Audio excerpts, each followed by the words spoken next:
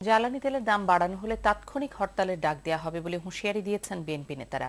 সরকারের মন্ত্রী এমপিরা এলাকায় গেলে নৌ পরিবহন মন্ত্রী শাহজাহান খানের মতো পরিণতি হবে বলেও মন্তব্য করেন তারা। 13 জানুয়ারির আগে শান্তিপূর্ণ বড় ধরনের কর্মসূচি আসতে পারে বলে আভাস দিয়েছেন বিএনপি নেতারা। জাহাঙ্গীর আকন্দের রিপোর্ট। জাতীয়তাবাদী কৃষক দলের প্রতিষ্ঠাবার্ষিকী উপলক্ষে বিএনপির প্রতিষ্ঠাতা শহীদ রাষ্ট্রপতি জিয়াউর রহমানের মাজারে শ্রদ্ধা জানান দলটির নেতারা।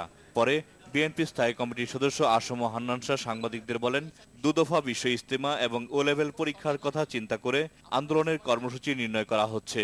তবে 13 জানুয়ারির আগে শান্তিপূর্ণ বড় ধরনের কর্মসূচি আসতে পারে বলে জানান হান্নান শাহ। জ্বালানি তেলের দাম না বাড়াতে সরকারের প্রতি আহ্বান জানান তিনি। তেল, গ্যাস, বিদ্যুৎ, পানি ইত্যাদি যে কোনো জিনিসের দাম বৃদ্ধি করে তাহলে এই জনদুর্ভোগের বিরুদ্ধে সরকারি কর্মকাণ্ড যা হবে তার জন্যে তাৎক্ষণিক হরতাল পালনের ঘোষণা আসবে। মাননীয় মন্ত্রীর নিজের কর্মকাণ্ডের জন্যই উনি ওই জুতা বৃষ্টির সম্মুখীন হয়েছেন।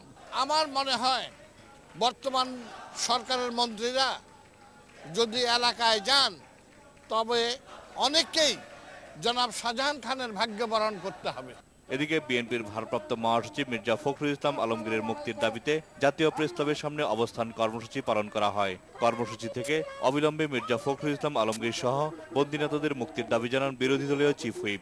এই মুহূর্তে সরকারের পদত্যাগ করে একটি নির্দলীয় সরকারের অধীনে, তত্ত্বাবধায়ক সরকারের অধীনে নির্বাচনের ব্যবস্থা করে সরকারকে পদত্যাগ করা উচিত। মামলা হামলা করে আন্দোলন বন্ধ করা যাবে না বলে মন্তব্য করেন জয়নুল আবদিন ফারুক।